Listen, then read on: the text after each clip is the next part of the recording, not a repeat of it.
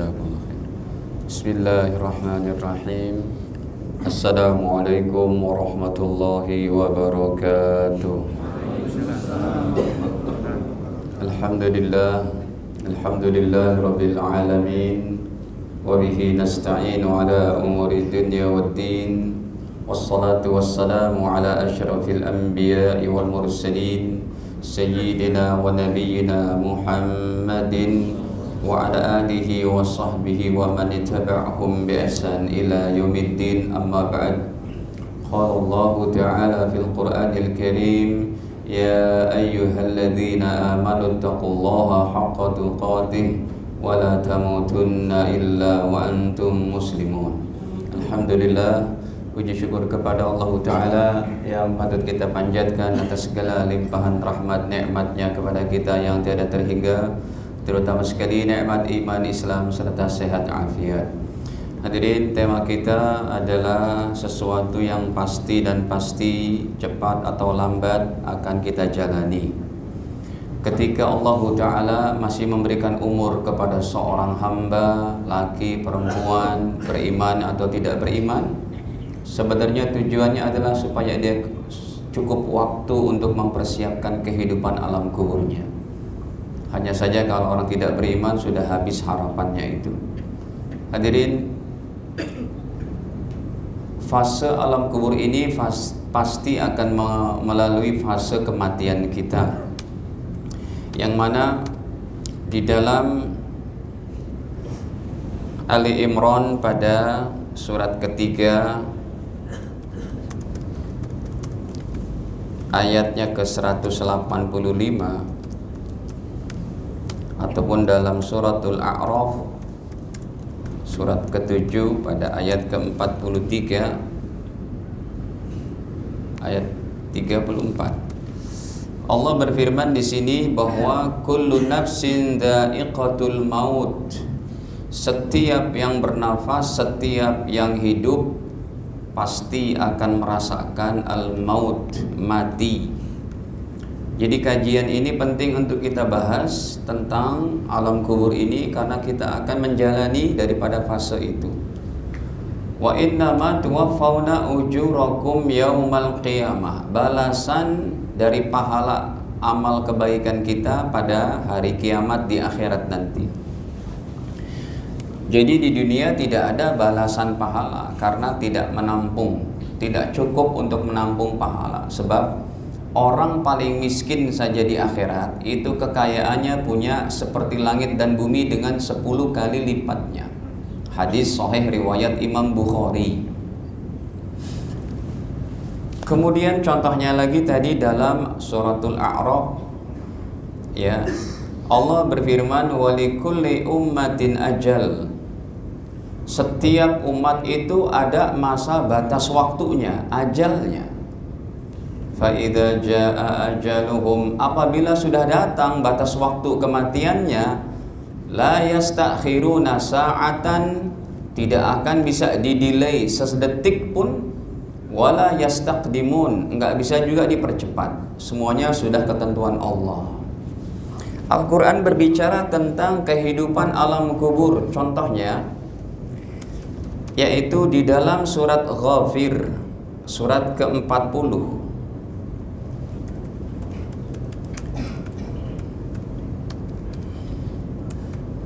pada ayat ke-46. Allah berbicara tentang siksa kuburnya Fir'aun dan bala tentaranya. Ya, tapi kalau orang itu mati syahid seperti anak-anak Palestina, orang-orang tua yang dibunuh dengan tanpa rasa di luar batas-batas ya kemanusiaan, terus juga orang-orang lemah, para wanita, insya Allah mereka sedang menikmati daripada sungai-sungai di surga itu. Itu hadis sahih Bukhari. Ya, kita doakan semoga Allah Ta'ala segera paling tidak menjadikan reda daripada peperangan itu. Baik, hadirin, dalam surat Ghafir ayat ke-46, surat ke-40, Allah Subhanahu wa Ta'ala berfirman bahwa An-naru yu'raduna 'alaiha ghuduwan wa 'ashiyya. Api ditampakkan kepada Fir'aun dan bala tentaranya ghuduwan wa 'ashiyya, pagi petang, pagi petang. Wa yauma taqumus sa'ah, dan ketika bangkit hari kiamat. Lebih parah lagi ini. Ketika dikuburnya Fir'aun dan bala tentaranya, ditampakkan api neraka terus pagi petang, terus sampai kapan? Wa yauma taqumus sa'ah, dan ketika bangkit hari kiamat, siksanya lebih berat. Adkhilu ala fir'aun asyaddal adab. Wahai para malaikatku, masukkanlah Fir'aun dan bala tentaranya asyaddal adab, kepada siksa yang lebih pedih. Jadi para ulama katakan bahwa siksa dan nikmat kubur jadi DP dari siksa neraka dan nikmat surga. Atau contohnya lagi, Allah berbicara tentang siksa kubur di dalam surat yang lainnya, contohnya dalam At-Taubah surat ke-9 pada ayatnya ke-101. Ini orang-orang munafik ada bersama Nabi Muhammad sallallahu alaihi wasallam, salat bersama Nabi sallallahu alaihi wasallam, duduk bersama Nabi, tetapi hatinya kafir, bahkan memerangi Allah, Rasulnya dan umat Islam saat itu. Diancam oleh Allah dengan siksa 2 kali bagi orang-orang munafik ini. Kalau ditanya orang munafik itu siapa, Ustadz? Orang munafik adalah orang kafir yang paling berat siksaannya. Karena dalam An-Nisa, sebelum kita terjemah At-Taubah, An-Nisa 145, Allah sudah katakan bahwa innal munafiqina fid darkil asfali minan nar. Sesungguhnya orang-orang munafik ini berada pada tingkatan neraka yang paling bawah. Iblis aja nggak diancam kayak begini-gini amat, sekalipun iblis sudah dijamin masuk nerakanya.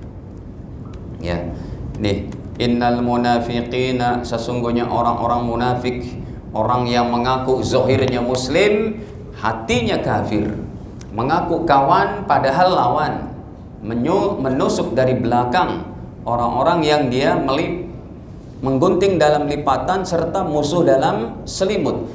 Orang-orang munafik kayak begini, apa kata Allah? Fidarkil asfali minan nar. Mereka berada pada neraka yang paling bawah. Walan tajidalahum nasira, dan tidak akan ada satu orang penolong pun bagi mereka. Padahal setiap orang yang mati dalam keadaan la ilaha illallah Muhammadur Rasulullah, Allah sediakan sekian banyak penolongnya, terutama syafaat Nabi Muhammad sallallahu alaihi wasallam, terutama syafaat para anbiya alaihi wassalatu wassalam dan rasul, terutama daripada syafaat para malaikat, syafaat Al-Quran, syafaat puasa Ramadan, syafaat ulama-ulama yang saleh, syafaat anak-anak kita yang hafal Quran, syafaat anak-anak kita yang soleh-solehah, syafaat daripada yaitu para malaikat. Banyak kita disediakan penolong, tetapi untuk orang kafir tidak ada sama sekali. Baik, kita buka sekarang At-Taubahnya. Ya, ini memang ngeri-ngeri sedap sih Pak bicara alam kubur, tapi harus kita pelajari juga ayatnya, karena ini semua termasuk daripada satu kesatuan syariat. Ini syariat semuanya itu. Baik, di antaranya surat At-Taubah tadi ayat ke-101. Wa mimman haulakum minal a'rabi munafiqun. Dan ada sebagian dari mereka itu, wahai Nabi dan para sahabat, yaitu dari orang Arab Baduinya, munafiqun, yang jadi munafiknya itu. Wa min ahlil Madinah la haula wala quwata illa billah. Bahkan penduduk Madinah kata Allah. Wa min ahlil Madinati maradu 'alan nifaq. Dan sebagian dari penduduk Madinah, kalau terjemahan Betawinya ini maradu, sangat keterlaluan dalam sifat munafiknya. Kebangetan, ya, sangat kebangetan dalam sifat munafiknya, permusuhannya. Allah katakan, la ta'lamuhum, kamu tidak mengetahui mereka wahai Nabi. Iyalah, hati seorang siapa yang tahu? Nabi Muhammad pun tidak tahu. Nahnu na'lamuhum, kami yang mengetahui kata Allah. Apa ancaman Allah? sanu'adzibuhum marratain, kami akan siksa orang-orang munafik ini 2 kali. Para ulama ahli tafsir berkata 2 kali siksanya ini, yang pertama siksa kubur, yang kedua siksa di neraka nanti. Baik. Summa yuraddun ila adzabin adzim, kemudian mereka akan dikembalikan kepada siksa yang teramat pedih. Nah, sekarang kita masuk aja Pak, ini pembahasannya cukup panjang. Kita masuk poin-poinnya. Yang pertama, hadirin para jamaah dirahmati Allah, yang pertama adalah alam kubur menakutkan. Ini saya buka hadisnya, riwayat daripada Imam Tirmidzi rahimahullah, dari Sayyidina Utsman bin Affan, seorang anak muda yang soleh, pendiam, pemalu, hafal Quran 30 juz, menjadi menantu Nabi Muhammad, jadi presiden ketiga, termasuk orang kayanya pada zamannya. Hartanya masih ada sampai sekarang, bisa kita lihat daripada wakaf-wakaf beliau di kota Madinah, hektaran daripada perkebunan kurma, sumur-sumur serta hotel Utsman bin Affan yang disediakan gratis di kota Madinah Al-Munawwarah. Ketika beliau meninggal dunia, tercatat di konversi ke rupiah kita, hartanya masih ada 6,2 triliun kurang lebih. Ya lumayan ya Pak ya. Kok lumayan sih Ustaz? 62 triliun tuh dapat Bentley sama itu tuh. Berapa tuh kira-kira? Ya, Range Rovernya itu dapat berapa dengan 6,2 T. Segitu loh Pak, zaman yang belum ada bisnis minyak, batu bara dan macam-macam. Yang cuma bisnisnya apa? Jual kambing, jual onta, jual susu, jual madu, jual korma. Tapi Masya Allah, beliau termasuk salah seorang yang kaya raya. Beliaulah satu anak muda yang hatinya sangat lembut. Dalam biografinya beliau pernah sholat tahajud 1 rakaat. Saking enaknya bacaannya dari Al-Fatihah, Al-Baqarah, 1 rakaat tidak terasa hatam 30 juz sampai subuh. Beliaulah Utsman bin Affan. Ya, kita jangan inilah Pak. Pokoknya kita berdoa sebisanya aja dah. Ini emang ibadah orang-orang terdahulu seperti itu. Baik, kita buka aja riwayatnya daripada Imam Tirmidzi rahimahullah. Ya, saya tuliskan dulu hadisnya. Nomornya 3000 atau 2000 sekian, derajatnya hasan hadis ini. 2478 riwayat Imam Tirmidzi dari pembantu beliau yang bernama Hani. Hani berkata bahwa annahu sami'a maula Utsman. Nih Hani, mana Hani? Di atasnya kali. Nih.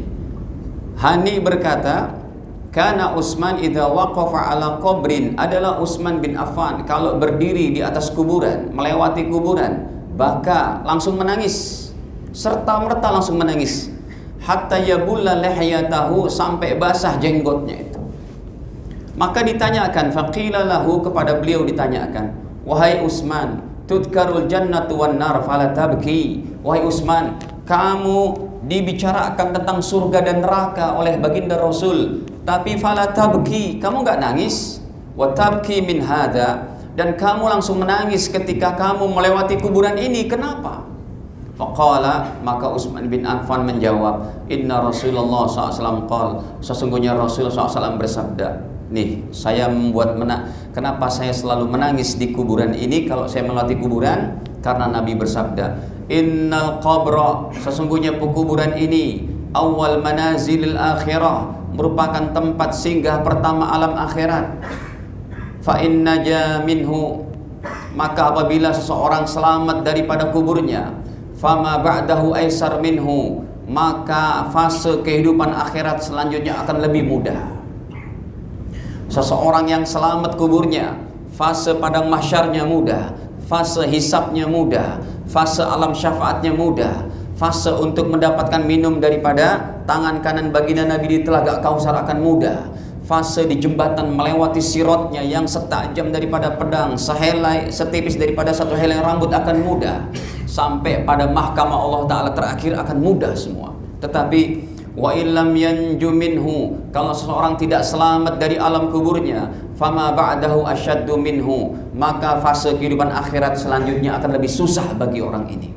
Kemudian Nabi bersabda juga, Ma ra'aitu mandaran qattu, saya tidak pernah melihat satu pemandangan sama sekali, kata Nabi, illa wal qabru abza' minhu, kecuali pemandangan alam kubur yang sangat menakutkan. Baik, yang kedua hadirin, yang kedua adalah alam kubur gelap gulita.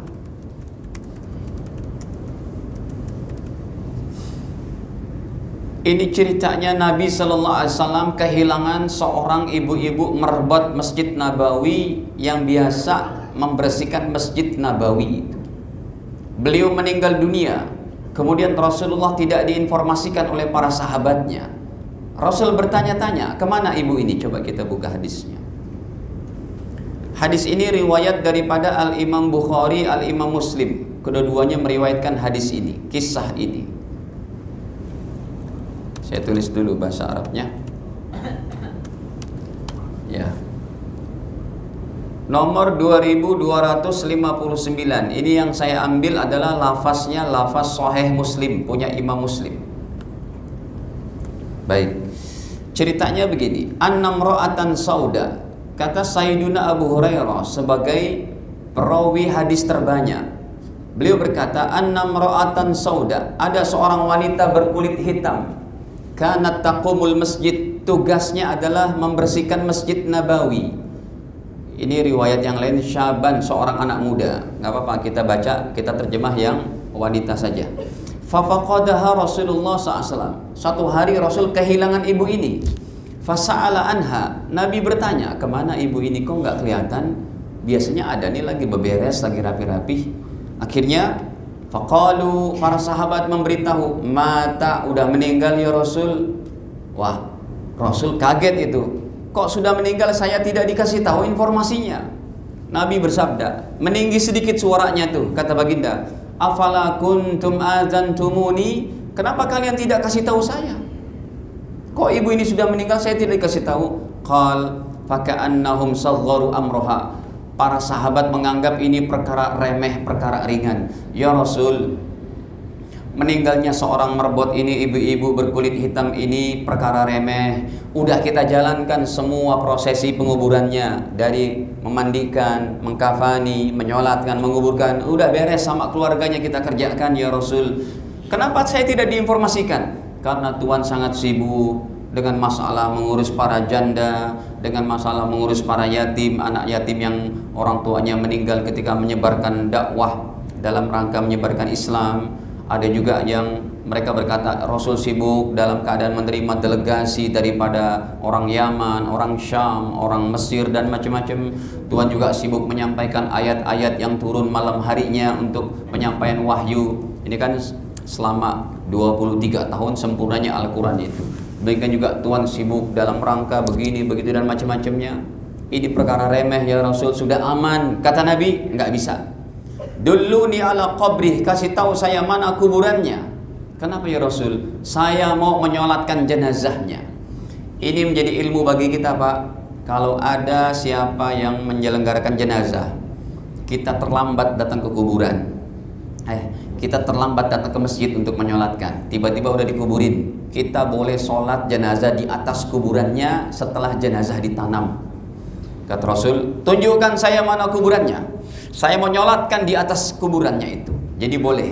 Tapi kalau Anda memakai sepatu ya yang madhabnya ke kuburannya pakai sepatu atau sendal, ya sudah ada wudu, sendal dan sepatunya dilepas, diinjek di atasnya. Jadi begini, injek di atasnya. Jangan sholat pakai sendal, pakai sepatu. Sebab kalau di bawahnya ada najis, tidak sah sholatnya. Ya, kalau ketika Anda sudah lepas, di bawahnya ada najis, tidak apa-apa. Itu tidak termasuk daripada, yaitu rangkaian sesuatu yang ada di tubuh kita yang menempel, yang artinya yang menggantung. Tapi kalau Anda yang bermadhabkan ke kuburannya, kan ada dua madhab, ke kuburannya nggak pakai sandal, pastikan Anda sudah berwudu serta telapak kaki Anda tidak menginjak kotoran yang najis di pekuburan itu. Dah, ini kepalanya, ini kakinya. Karena jenazahnya perempuan, fasalla 'alaiha. Rasulullah menyolatkan jenazah setelah dikuburkan. Di tengah-tengahnya berarti di sini.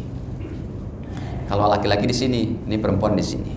Nah, di sini Nabi bersabda, apa kata Nabi? Inna hadhil kubur mamlu'atun zulmah. Sesungguhnya pekuburan ini penuh dengan kegelapan ala ahliha, kepada penduduknya. Kubur kita gelap, Pak, kecuali kita banyak amal soleh, kecuali anak-anak soleh kita yang mendoakan juga, kecuali umat Islam juga mendoakan kita. Kata Nabi, wa innallaha, kubur ini gelap sekali, wa innallaha azza wa jal yunawwiruha, dan sesungguhnya Allah Ta'ala yang maha perkasa lagi maha agung, yunawwiruha, memberikan cahaya kepada ahli kubur, bisolati alaihim, karena saya solatkan mereka, karena saya doakan mereka.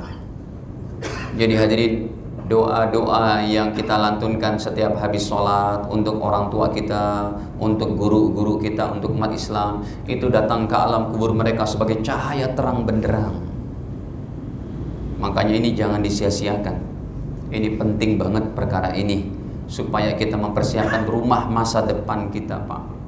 Rumah masa depan kita yang tampaknya dia semeter kali 2 meter, kalau kita kembali kepada Allah dengan iman yang baik, dengan ibadah yang baik, dengan akhlak yang baik, insya Allah 1 meter kali 2 meter itu pemandangan dari atas kuburan kita di bumi ini. Tapi kalau di alam kuburnya, kata Nabi SAW, kuburan Anda menjadi sejauh mata memandang.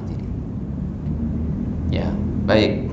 Ini diantaranya poin nomor ke-2. Nomor ketiga, hadirin, himpitan alam kubur.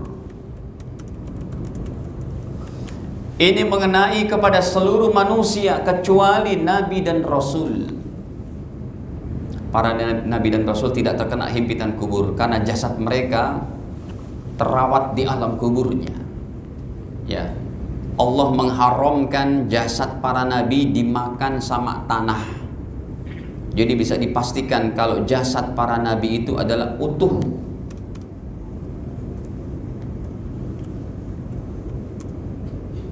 Innallaha harrama ajsadal anbiya 'alal ardi.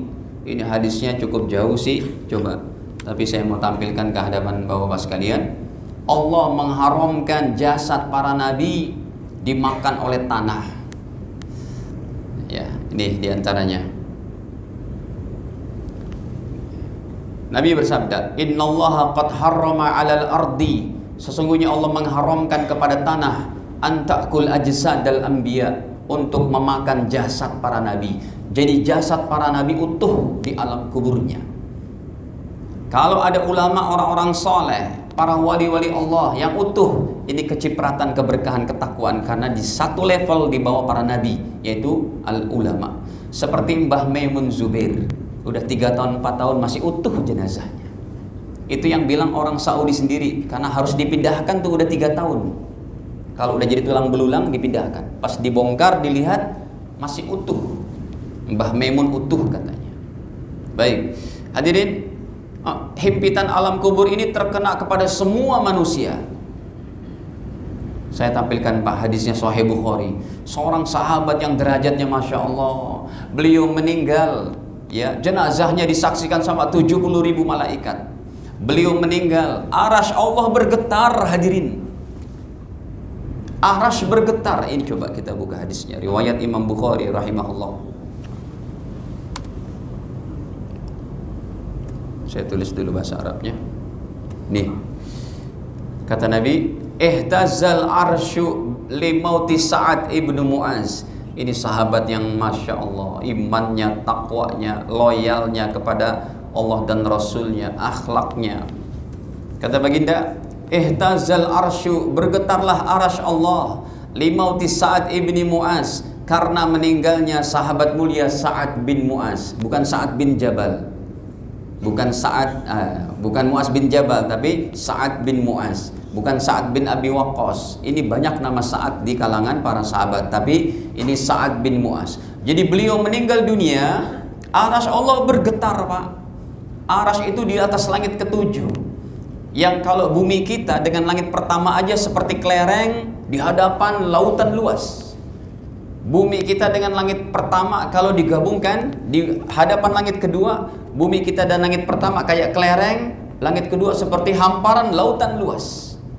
Bumi kita digabung dengan langit pertama, kedua, ketiga, keenam, keempat, kelima, ketujuh. itu seperti kelereng. Arasy Allah seperti hamparan lautan luas.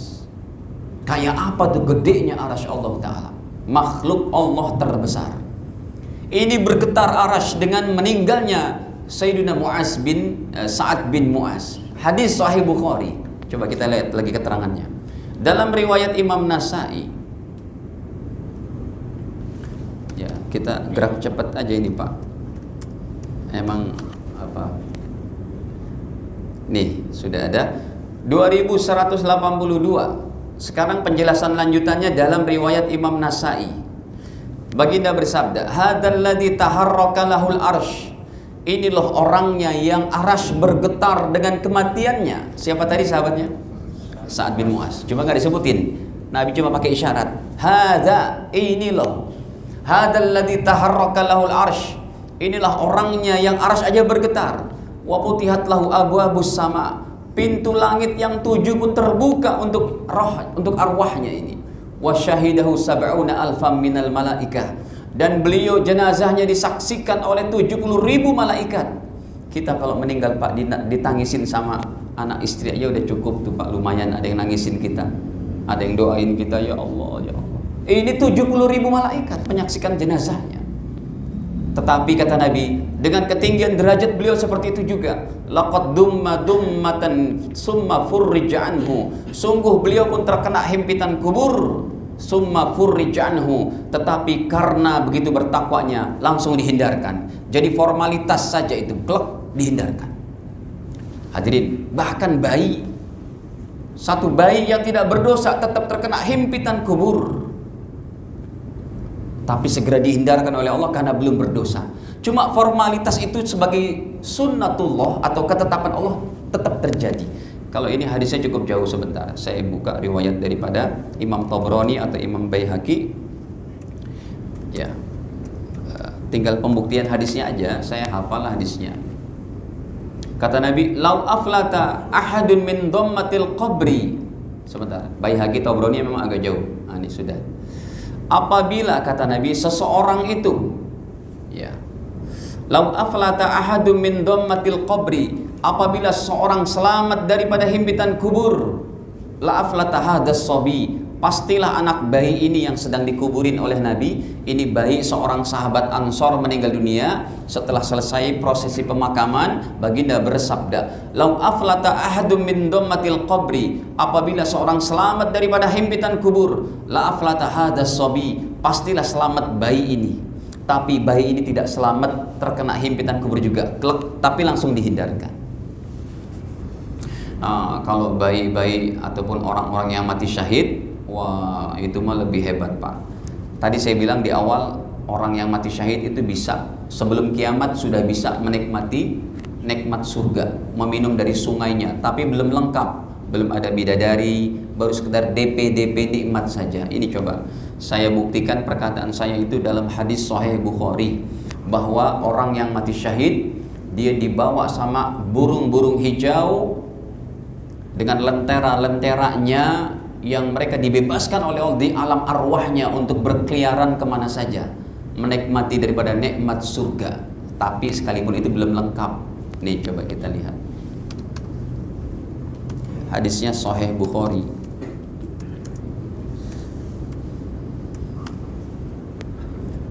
Nabi bersabda, salah tulisannya berarti, bahasa Arabnya keliru berarti. Nih, yang lengkap aja nih saya bacakan. Sahih riwayat Imam Bukhari Muslim, kata baginda bahwa ya, orang-orang yang dia meninggal fi sabilillah, mati syahid, ya apalagi seperti yang terjadi sekarang. Kata Nabi, arwahuhum fi jawfi tayrin khudrin, nyawa-nyawa mereka berada pada burung-burung hijau, laha qanadil, yang mereka burung-burung hijau itu ada lentera-lenteranya, muallaqatun bil arsy, yang mereka bergantungan di bawah arasy, tasrah minal jannah haitsu sya'at, boleh pergi kemana saja di dalam surga sesuka dia. Ya. Dalam riwayat yang lain Nabi katakan bahwa mereka bisa menikmati daripada sungai-sungai di surga dan memakan buah-buahannya. Arwahuhum fi ajwafi tayrin khudrin, nyawa-nyawa mereka berada pada perut-perut burung yang hijau. Taridu anharul jannati, yang mereka bisa mengunjungi sungai-sungai surga. Fatashrabu minha, boleh minum daripada sungai-sungai surga. Wa ta'kul simaroha, dan memakan daripada buah-buahannya. Nah, para jamaah yang dirahmati Allah, ini diantaranya nomor 3, jadi himpitan alam kubur. Ya, ini lama banget ya waktunya, jam 1. Udah pada capek belum Pak? Nomor 4 deh. Ini ada banyak nih Pak, ada 15 poin. Kalau sewaktu-waktu laptopnya ngadat gitu ya, ininya ngadat, kita udah hafal semua dalil-dalilnya. Jadi di rumah kita hafalin dulu gitu. Nomor 4 adalah nikmat dan siksa kubur. Ya Allah ya Rabb. Hadirin, ketika ini panjang banget nih hadisnya Pak. Saya ingat hadisnya riwayat Imam Ahmad, nomornya pun 18.534. Berarti Ustadz hafal hadis sampai 18.000? Enggak, cuma nomor ini doang saya hafalin. Antum jangan terlalu husnuzon sama saya itu. Suzon lah dikit-dikit. Jadi hadirin, ini panjang banget hadisnya. Jadi kalau kita perjuangkan arwah kita ini Pak, arwah kita ini nggak kelihatan. Segini zaman canggihnya, ada seorang dokter daripada Universitas Aligarh, ya, Aligarh University di India ini lebih hebat dari seluruh kampus di Indonesia. Coba aja antum googling Aligarh University kapan dibangun itu, coba deh Pak. Mungkin juga baru dengar namanya itu. Pelajar dari seluruh dunia, saya kan belajar di India ini pertama kali. Saya saksikan itu mereka belajar sains, teknologi, komputer di India. Di Indonesia jarang Pak. Makanya kita kalah dengan India nih. India udah bisa buat apa? Kapal induk. Kita buat apa? Kapal selam Ustadz.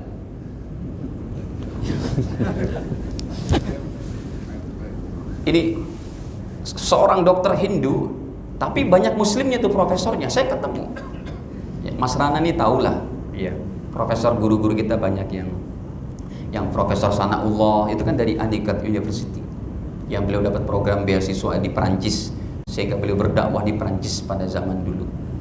Ada Pak, ketemu Pak? Tahun berapa dibangun coba? Nanya aja. Itu hebat banget itu Pak kampus. Hah? Iya, tahun berapa dibangunnya, ada nggak? Nggak ada. Paling nggak gini, ada seorang dokter Hindunya hadirin, dia berkata, segini zaman canggih ini Pak, jawaban guru kami ini membuat dia masuk Islam. Dia bilang, wahai Tuan Guru, saya kan ngerti nih bahasa India nih dikit-dikit, ya nggak dikit-dikit sih, ngertilah, aktif. Dia bilang, मैं तो बहुत हैरान हो गया हूँ जब तक ये आप लोगों मुसलमान के लोगों हैं, हालांकि आपका रब बिल्कुल नज़र सकता नहीं कहते, लेकिन तो आपका ईमान बहुत पुख्ता है, हालांकि है दूसरा मज़हब बिल्कुल उसका रब है नज़र सकता है, लेकिन आप तो सकता नहीं ngerti ya Pak? नहीं sambil goyang, aca-aca betul, sambil goyang kepalanya gitu. Saya pun lama tinggal di sana, goyangnya juga bisa tuh, aksen goyang. Maksudnya begini hadirin, seorang dokter Hindu ini bertanya, wahai Syekh, kepada salah seorang masyayikh kami, saya heran kepada kalian, मैं बहुत हैरान हो गया हूँ, ये हालांकि आपका रब है, Tuhan kamu yang namanya Allah itu nazar dek serta nehi, nggak bisa dipandang. Tapi agama lain Tuhannya bisa dipandang. Agama kami Hindu di India, Tuhannya gede-gede dibuat apa? Patungnya. Agama Kristen ada Tuhan Yesus dan Bunda Maria-nya di apa? Dibuat patung-patungnya. Tuhan orang Buddha, demikian juga di Indonesia atau di Myanmar banyak orang Buddha pun di apa? Patungnya ada. Konghucu serta Majusi matahari. Tapi ini kami heran, orang Islam Tuhannya nggak kelihatan, tapi kok kalian imannya begitu kuat? sampai memperjuangkan agama, berani untuk agama Allah Ta'ala sampai menyerahkan darah bahkan nyawa melayang. Jawaban guru kami simpel aja. Wahai Bapak dokter, saya akan jawab satu makhluk Allah, jangankan Tuhan, satu makhluk Allah deh, yang segini zaman sains dan teknologi di kampus kalian di Aligarh University segitu canggihnya, dan kamu juga punya rumah sakit, adakah alat yang bisa mendeteksi ketika orang sakarat maut, bisa melihat kemana perginya arwah kita kalau sudah meregang dari badan? Si dokter bilang, wah ini ilmu besar ini. Betul, nggak ketahuan. Tapi kamu yakin? Kamu bisa lihat roh, kamu bisa lihat arwah. Berapa kali kamu nemenin orang sakarat maut? Berkali-kali. Alat itu bisa mendeteksi kemana arwah perginya. Nggak tahu. Ini untuk menunjukkan bahwa secanggih apapun teknologi, tetap kita harus bertawakal kepada Allah. Lemah kita, Pak. Akhirnya kata guru kami itu, kalau arwah aja nggak bisa kita lihat, apalagi yang menciptakan arwah. Dikasih tahu tuh ayat-ayatnya dalam surat Al-Hasyr dalam ayat ini. Tapi kan dia orang non-muslim, mana ngerti kayak gitu. Pakai logika aja deh. Wahai Pak Dokter, seorang ateis sekalipun yang nggak percaya kepada Tuhan, dia nggak percaya kepada Tuhan, Tuhan nggak ada, tapi dia percaya kepada roh, kan nggak jujur itu. Padahal roh yang ciptakan siapa? Tuhan. Percaya kepada rohnya tapi nggak percaya kepada Tuhan. Pak Dokter, coba angkat tanganmu, diangkat. Yang kanan angkat, kedipkan matamu, gerakkan kakimu. Terus kata guru kami, kenapa kamu masih bisa menggerakkan, mengedipkan begini gitu? Dia jawab, karena masih ada arwah. Kalau arwah saya sudah terlepas dari badan, saya udah nggak bisa apa-apa. Maka guru kami jawab, begitulah Allah. Ya, kita melihat seorang masih ada arwah di dalamnya dari sifat-sifat kesan-kesannya itu masih bisa bekerja, berfungsi dengan baik. Begitulah alam semesta ini. Kalau tidak ada penciptanya, bagaimana langit dan bumi bisa bersirkulasi dengan sebaik-baiknya? Siang, malam, air, hujan, dan macam-macamnya. Siapa yang mengatur itu? Ada satu Tuhan, Allah. Ini si dokter langsung bersyahadat. Ini hadisnya coba Pak. Kalau kita perjuangkan iman kita, kita bekerja tapi tetap sholat, tetap zikir, baca Quran, jaga akhlak yang baik, jujur, amanah, profesional, nikmati. Ini hadirin hadis Imam Ahmad 18.534. Nah, kita buka hadisnya. Allahu Akbar, ini hadisnya panjang banget, panjang pakai banget. Ya, berlembar-lembar dalam kitab aslinya, tapi nggak apa-apa, saya ini kan. Ya. Al-Finqita. Sebentar. 18.534. Nah, ini. Tuh. Hadirin, hadis ini sudah kami bahas dari para pakar hadis, derajatnya hasan, tidak lemah. Ya, jadi bisa dijadikan pijakan yang kuat. Nabi bersabda, "Innal 'abdal mu'min," sesungguhnya seorang hamba beriman, "idza kana fin qita'in minad dunya," kalau akan terputus dari kehidupan dunia, wa iqbali minal akhirah, dan kalau mau berhadapan dengan alam akhirat. Artinya seorang hamba beriman kalau dia dalam keadaan sakarat maut, nazal ilaihi malaikatun minas sama. Yang pertama, malaikat akan turun kepada hamba soleh ini, hamba beriman ini, laki atau perempuan. Yang kedua, bidul wujuh, wajahnya para malaikat putih berseri. Yang ketiga, ka'anna wujuhahumus syams, seakan-akan wajah mereka sinar matahari. Yang keempat, ma'ahum kafan min akfanil jannah, mereka membawa kain kafan surga untuk anda Pak. Ini kan bagus nih kita baca supaya kita bisa memperjuangkan roh kita yang gak kelihatan ini Pak. Yang kelima, wahanut min hanutil jannah, para malaikat juga membawa minyak wangi dari surga. Hatta yajlisu minhum maddal basar, sehingga para malaikat duduk mengelilingi orang ini sampai sejauh mata memandang. Ini orang dalam keadaan sakarat maut. Summa yaji'u malakul mauti, kemudian datanglah malaikat maut alaihi salam, hatta yajlis, sehingga beliau duduk inda ra'sihi, di dekat kepalanya. Malaikat maut datang pun dengan wajah putih berseri, duduk di dekat kepala daripada orang yang sedang sakarat maut ini, orang hamba beriman yang soleh. Yang keenam, didoain sama malaikat. Apa kata malaikat maut? Ayyatuhan nafsut thayyibah, wahai jiwa yang baik, ukhruji ila maghfiratin minallah wa ridwan, aku cabut nyawamu, keluarlah kamu kepada ampunan Allah dan keredoannya. Didoakan sama malaikat maut.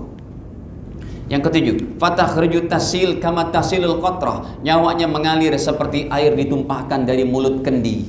begitu lembutnya. Min fi siqa, dari mulut kendi. Fayakhuduha, ketika nyawanya sudah diambil oleh malaikat maut. Fa idza akhadha lam yad'uha fi yadihi tarfata'in. Baru saja malaikat maut mengambil nyawanya, mencabutnya, langsung dirampas nyawanya oleh malaikat-malaikat tadi. Jangan dibiarkan nyawanya ini sedetik pun. Langsung letakkan kain kafan di dalam kain kafan surga dan minyak wangi surga. Sehingga singkatnya Pak, ini nyawa orang soleh, kita masih bisa meraih ini Pak. Ketika nyawa kita meregang dari badan, dibawalah kepada malaikat ini, malaikat maut dan malaikat pengiring, semuanya membawa ke langit pertama, kedua, terus sehingga mereka berkata, mahadar roh at-thayyib, ini nyawa siapa yang begitu harumnya wahai malaikat maut? Mereka menjawab, ini nyawa orang beriman, fulan bin fulan, yang rajin ibadah, akhlaknya baik, orangnya jujur, mudah bersedekah, tahajud nggak tinggal dan macam-macamnya. Akhirnya sampai di langit ketujuh, hadirin. Sampai di langit ketujuh, Allah berfirman, uktubu kitaba abdi fi illiyin, wahai para malaikatku, catat hambaku ini dalam tempat penyimpanan nyawa hamba-hamba beriman di illiyin. Kata Allah, sudah selesai. Prosesi penghormatannya itu sampai langit ketujuh selesai. Sekarang jenazahnya tuh di syariat Islamnya sedang dilaksanakan tuh penguburannya. Udah selesai penguburan, Allah katakan kembalikan ke jasadnya untuk dimintakan pertanyaan alam kubur. Coba kita lihat.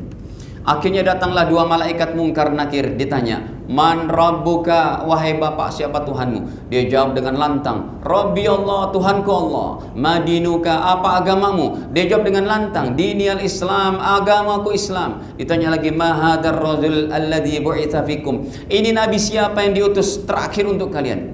Maka dia menjawab, huwa Rasulullah SAW, itu nabi kami Rasulullah SAW, Nabi Muhammad. Ditanya lagi, wa ma ilmuka, apa yang kamu pelajari di dunia? Dia menjawab lagi, sejenazah orang soleh ini, qara'tu kitab Allah, saya baca Al-Quran, fa'amantu bihi, saya beriman kepada Al-Quran, wa saddaqtu, dan saya membenarkan semua isi Al-Quran. Akhirnya Allah menyeru dari langit sana, an sadaqa abdi, hambaku sudah benar. Lihat nikmat kubur Pak. Kata Allah, fa'frishuhu minal jannah, wahai para malaikatku, kasih dia itu permadaninya dari surga. Itu di kuburnya kelihatan cuma tempat tidurnya, tanah liat, berair pula. Kata Allah, ganti dengan permadani dari surga. Wa albisu minal jannah, ganti itu pakaiannya daripada pakaian surga. Itu kain kafan dibeli di pasar mana di sini Pak?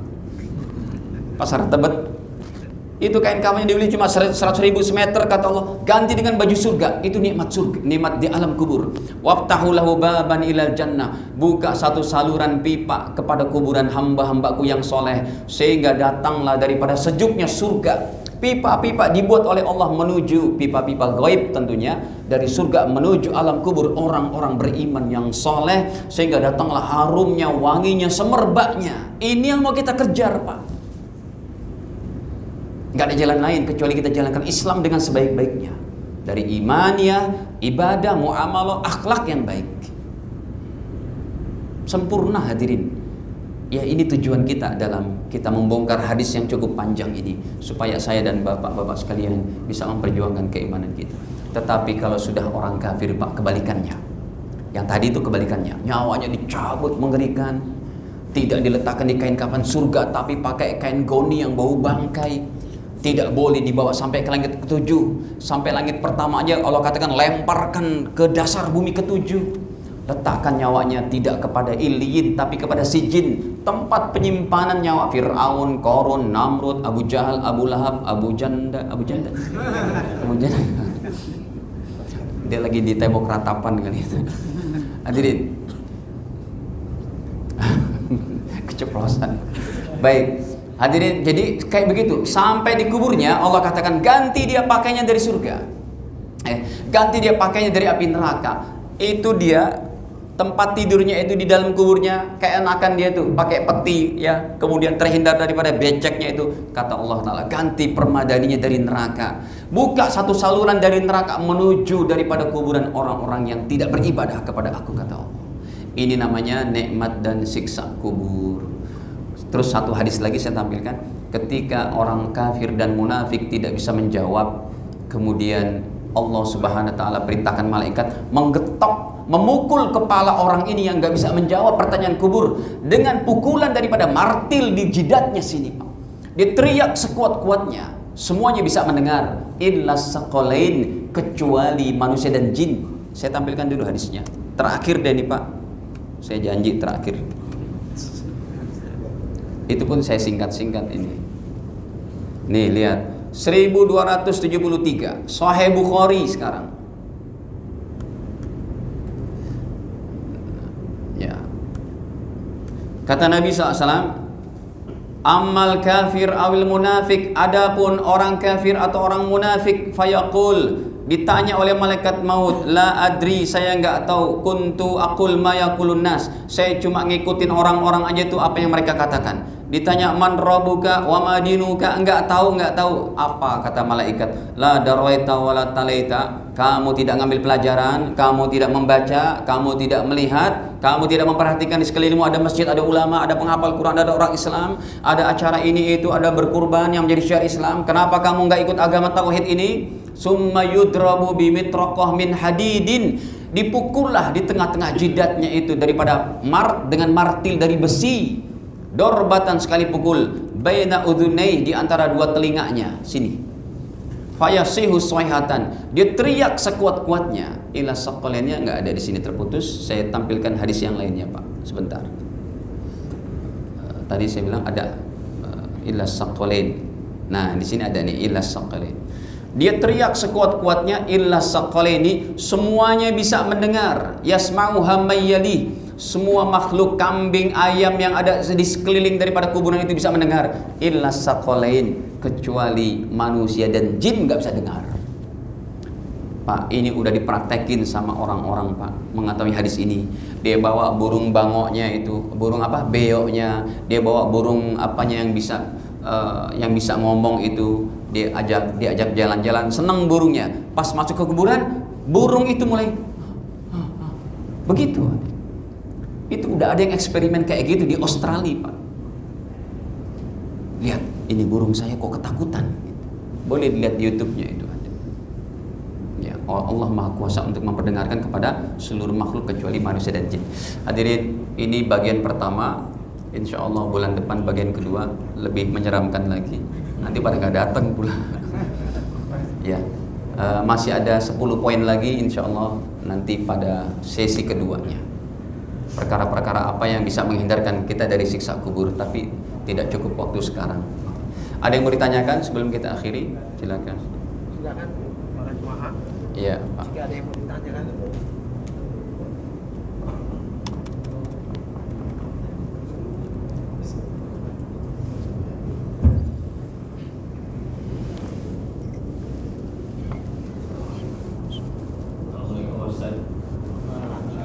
Waalaikumsalam. Saya pernah baca masalah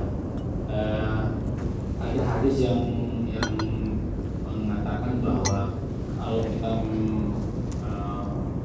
menjalankan amalan surat Al-Mulk, kita akan terlepas dari siksa kubur. Apa itu hadis yang sahih, Ustaz? Ya. Terus yang kedua, kalau kita terlepas dari siksa kubur, apakah di persidangan Allah yang di setelah hari kiamat itu akan juga terlepas dari? Iya. Baik Ustaz, makanya Assalamualaikum warahmatullahi wabarakatuh. Waalaikumsalam. Baik. Al-Muluk ini benar. Makanya kalau kita ziarah kubur, bacalah surat Tabarok atau surat Yasin, terutama surat Tabaroknya. Hadisnya nomor 3133. Riwayatnya Imam Tirmidzi, kalau tidak salah ingat. Nih 3133. Derajatnya Hasan. Baginda ditanya itu, ya Rasul, saya dengar ada orang baca surat Tabarok di kuburan. Itu gimana? Nabi menjawab, hiya al-mani'ah. Surat Tabarok itu adalah al-mani'ah, yang mencegah. Hiya al-munjiyah. Surat Tabarok itu yang menyelamatkan. Tunjihi min adabil qabri, menyelamatkan seorang dari siksa kubur. Ya, ini baik yang dibacakan, apalagi yang membaca. Jadi kalau ke kuburan, dari situlah para ulama berkata boleh baca Quran di kuburan untuk keselamatan si mayit. Kalau ada ustadz yang berkata bid'ah baca Quran di kuburan tanpa menyampaikan referensi ulama yang lain, ini berarti ilmunya baru segitu. Anda mau referensinya, Kalau Imam Syafi'i berkata boleh baca Quran di kuburan 30 juz, saya berikan nih Pak dari kitab yang segini-segini panjangnya. Ini kan merembet dari pertanyaan Bapak itu karena surat Tabarok ini. Jadi ceritanya sahabat ada baca Quran di ya Rasul, saya lagi musafir buat khibai tenda karena kemalaman. Ala qabrin, ternyata saya buat tenda di sampingnya kuburan. Wa ana la ahsib, dan saya la ahsib, enggak menyangka ya Rasul annahu qabrun, kalau itu kuburan. Kalau tahu kuburan mah pas siangnya, ya Allah kuburan ngapain diri tenda di situ. Ini sahabat lagi musafir biasanya begitu Pak, karena enggak ada apa saat itu, enggak ada Holiday Inn, Santika. Belum ada itu Pak. Jadi mereka kalau musafir pakai onta itu mereka ada tenda-tendanya untuk darurat, dirikan tenda. Udah malam hari itu, tiba-tiba udah dalam tenda, di samping sana dia dengar Tabarakalladzi biyadihil mulku wa huwa ala kulli syai'in qadir, sampai ayat 30 tuh. Ya, apa itu? Faman ya'tiha bima'in ma'in, gitu kan. Terus wah, ada orang baca kuburan. Pas besok paginya, oh pantes dia ada yang baca apa? Surat Tabarok. Oh pantas kuburan. Kasih tahu ke Rasul, ya Rasul, saya nggak nyangka tuh kuburan. Faida fi insanun, ada seorang manusia yaqra, membaca surat Tabarakal Mulk hatta khatamaha. Dia baca surat Tabarok sampai selesai. Maka Nabi bersabda yang tadi, surat Tabarok mencegah, menyelamatkan seorang dari siksa kubur. Hadirin, bacalah Tabarok ini sebelum tidur setiap malam, jangan tidak. Gampang kok, cuma 30 ayat 5 menit kalau udah hafal. Baca cepat aja sambil rebahan. Tabarakalladzi biyadil mulku wa ala kulli syai'in qadir, alladzi khalaqal mauta wal hayata liyabluwakum ayyukum ahsanu amala wa huwal azizul ghafur, alladzi khalaqa sab'a samawati tibaqan ma tara fi khalqir rahmani min tabawud, farji'il basara hal tara min futur. Lama juga Ustaz. Ya, hitungannya 5 menit 10 menit lah. Tolong baca itu Pak kalau kita mau selamat dari siksa kubur. Begitu. Yang kedua, apakah persidangan yang lain akan mudah, akan gampang? Betul, dalam hadis Utsman bin Affan tadi, yang kuburnya mudah, kesananya mudah. Yang kuburnya susah, kesananya lebih berat. Dah, ada lagi? Masih ada Pak yang mau ditanyakan? Kalau tidak ada, alhamdulillah kita akhiri. Masih ada? Assalamualaikum warahmatullahi wabarakatuh. Waalaikumsalam. Ustaz, bagaimana penjelasannya nikmat dan sisa kubur ini, sementara kubur itu kan sudah jadi tulang belulang. Apalagi orang yang meninggal dalam kecelakaan bahkan tidak ada kuburnya. Iya. Atau orang yang meninggal tiba-tiba misalnya di laut atau di mana yang tidak ada kuburnya. Mohon penjelasannya. Itu ya. Assalamualaikum warahmatullahi wabarakatuh. Waalaikumsalam. Al-Imam Ibnu Qayyim Al-Jauziyah dalam kitabnya Ar-Ruh menjawab masalah ini. Nikmat dan siksa kubur itu adalah yang merasakan jasad dan rohnya. Artinya apa? Ketika di dunia ini jasad, roh mengikut, ya, di dunia roh mengikut hukum jasad, tapi di alam kubur maka jasad mengikut hukum roh. Sekalipun kita lihat dibongkar udah tulang belulang, itu mah namanya kuburan, bukan alam kuburnya. Makanya orang-orang ateis dia penasaran, dia cuma mau yang pokoknya bisa dipakai dengan logika dia, baru dia beriman dan dia percayai. Dia buatlah kamera, pakai apel yang tercanggih yang 0,00 sekian megahertz bisa mendengar daripada suara yang paling ringan pun ditaruh di kuburannya tuh. Pas dibuka nggak ada dengar apa-apa, cuma suara jangkrik. Apa jawaban kita? Ini kan bisa melemahkan iman kita ya? Mana? Jawabannya, Mas, Pak, yang kamu taruh kamera dan alat mic yang sekian canggihnya, yang Anda letakkan tuh bukan alam kubur, tapi di kuburan. Kalau Anda mau mengetahui alam kubur, mati dulu. Itu insya Allah dia nggak jawab lagi. Jadi kata Imam Ibnu Qayyim Al-Jauziyah, jasad dan roh merasakan kedua-duanya, tetapi si jasad ini sudah hancur karena dia mengikut hukum roh. Gitu. Ya, jadi dua-duanya merasakan. Kemudian bagaimana orang yang kecelakaan laut, dimakan binatang, kena bom atom, jadi debu langsung glus. Kata para ulama, tetap tidak terlepas daripada alam barzakhnya. Ketika dia tidak ada kuburan, dipakailah sinonim bahasa daripada persamaan alam kubur, yaitu alam barzakh.